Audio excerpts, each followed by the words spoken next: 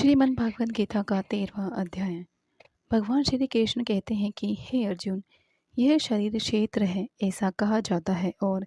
इसको जो जानता है उसको क्षेत्रज्ञ ऐसा उनके तत्व को जानने वाले ज्ञानी जन कहते हैं। और हे अर्जुन, तू सब क्षेत्रों में क्षेत्रज्ञ अर्थात जीवात्मा को भी मेरे को ही जान। और क्षेत्र क्षेत्रज्ञ क्या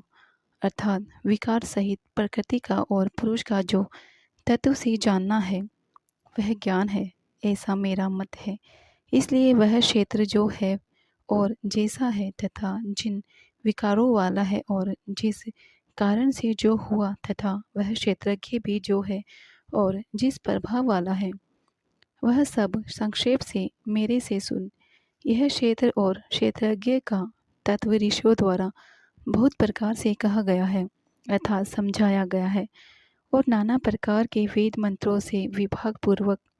कहा गया है तथा अच्छे प्रकार निश्चय किए हुए युक्ति युक्त ब्रह्मसूत्र के पदों द्वारा भी वैसे ही कहा गया है। हे अर्जुन, वही मैं तेरे लिए कहता हूँ। 5 महाभूत अर्थात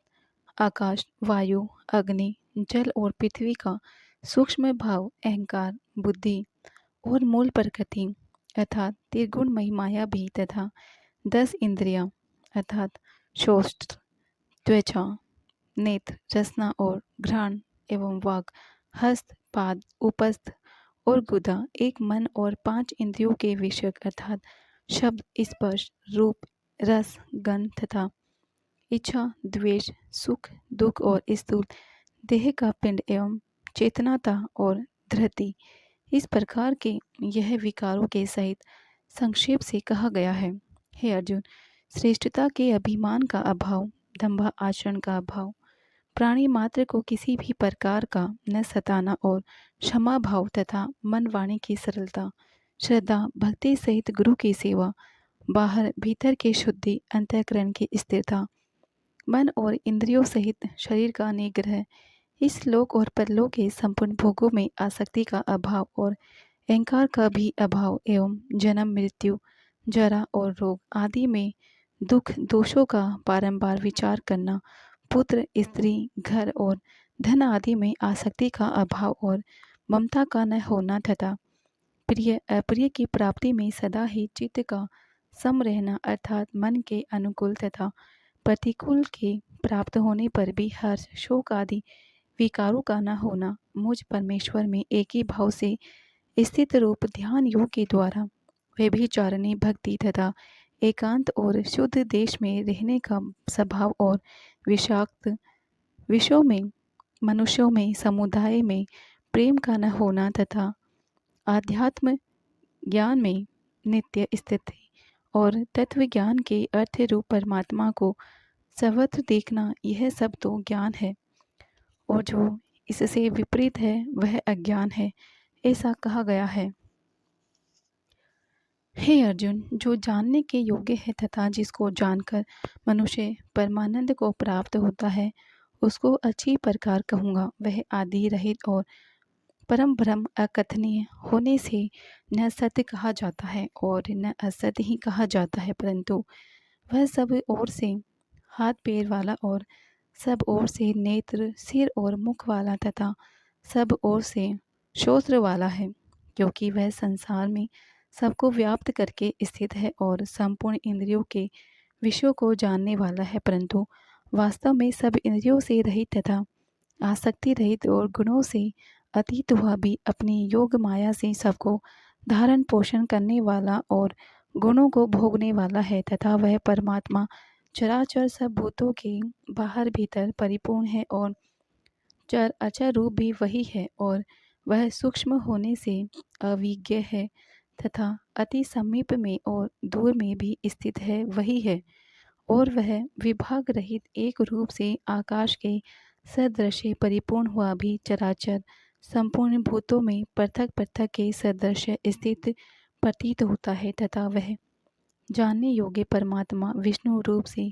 भूतों को धारण पोषण करने वाला और रुद्र रूप से संहार करने वाला तथा ब्रह्मा रूप से सबका उत्पन्न करने वाला,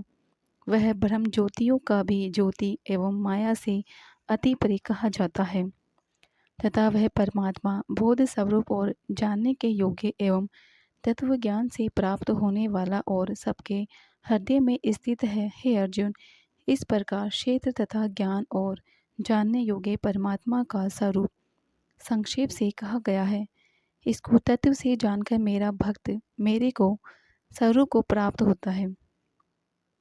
हे अर्जुन, प्रकृति अर्थात त्रिगुणमयी मेरी माया और जीवात्मा अर्थात क्षेत्रज्ञ, इन दोनों को ही तू अनादि जान और राग द्वेष आदि विकारों को तथा त्रिगुणात्मक संपूर्ण पदार्थों को भी प्रकृति से ही उत्पन्न हुए जान, क्योंकि कार्य और कारण के उत्पन्न करने में हेतु प्रकृति कही जाती है और जीवात्मा सुख दुखों के भोक्तापन में अर्थात भोगने में हेतु कहा जाता है। परंतु प्रकृति में स्थित हुआ ही पुरुष प्रकृति से उत्पन्न हुए त्रिगुणात्मक सब पदार्थों को भोगता है और इन गुणों का संग ही इस जीवात्मा के अच्छी बुरी योनियों में जन्म लेने से कारण है। वास्तव में तो यह पुरुष इस देह में स्थित हुआ भी पर अर्थात त्रिगुणमयी माया से सर्वथा अतीत ही है। केवल साक्षी होने से उपद्रष्टा और यथार्थ संपत्ति देने वाला होने से अनुमंता एवं सबको धारण करने वाला होने से भरता, जीव रूप से भोगता और भरम आदियों का भी स्वामी होने से महेश्वर और शुद्ध सचिदानंद घन होने से परमात्मा, ऐसा कहा गया है। इस प्रकार पुरुष को और गुणों के सहित प्रकृति को जो मनुष्य तत्व से जानता है, वह सब प्रकार से बरतता हुआ भी फिर भी नहीं जन्मता अर्थात पुनर्जन्म को प्राप्त नहीं होता। हे अर्जुन, उस परम पुरुष परमात्मा को कितने ही मनुष्य तो शुद्ध हुई सूक्ष्म बुद्धि से ध्यान के द्वारा हृदय में देखते हैं तथा अन्य कितने ही ज्ञान योग के द्वारा देखते हैं और अपर कितने ही निष्काम कर्म योग के द्वारा देखते हैं, परंतु इनसे अर्थात जो मन बुद्धि वाले पुरुष है वे स्वयं इस प्रकार न जानते हुए दूसरों से अर्थात तत्व के जानने वाले पुरुषों से सुनकर ही उपासना करते हैं अर्थात उन पुरुषों के कहने के अनुसार ही श्रद्धा सहित तत्पर हुए साधन करते हैं। और वे सुनने के परायण हुए पुरुष भी मृत्यु रूप संसार सागर को निसंदेह तर जाते हैं। हे अर्जुन, यावन मात्र जो कुछ भी स्थावर जन्मज वस्तु उत्पन्न होती है उस संपूर्ण को तू क्षेत्र और क्षेत्रज्ञ के संयोग से ही उत्पन्न हुई जान अर्थात प्रकृति और पुरुष के परस्पर के संबंध से ही संपूर्ण जगत की स्थिति है। वास्तव में तो संपूर्ण जगत नाशवान और क्षणभंगुर होने से अनित्य है। इस प्रकार जानकर जो पुरुष नष्ट होते हुए सब चराचर भूतों में नाश रहित परमेश्वर को समभाव से स्थित देखता है, वही देखता है, क्योंकि वह पुरुष सब में समभाव से स्थित हुए परमेश्वर को समान देखता हुआ अपने द्वारा आपको नष्ट नहीं करता, अपने आत्मा का नाश नहीं करता। इससे वह परम गति को प्राप्त होता है। और जो पुरुष संपूर्ण कर्मों को सब प्रकार से प्रकृति से ही किए हुए देखता है अर्थात इस बात को तत्व से समझ लेता है कि प्रकृति से उत्पन्न हुए संपूर्ण गुण ही गुणों में बरतते हैं तथा आत्मा को अकर्ता देखता है, वही देखता है। और यह पुरुष जिस काल में भूतों के न्यारे न्यारे भाव को एक परमात्मा के संकल्प के आधार स्थित देखता है तथा उस परमात्मा के संकल्प से ही संपूर्ण भूतों का विस्तार देखता है, उस काल में सचिदानंद घन ब्रह्मा को प्राप्त होता है। हे अर्जुन, अनादि होने से और गुणातीत होने से यह अविनाशी परमात्मा शरीर में स्थित हुआ भी वास्तव में न करता है और न लिपायमान होता है। जिस प्रकार सर्वत्र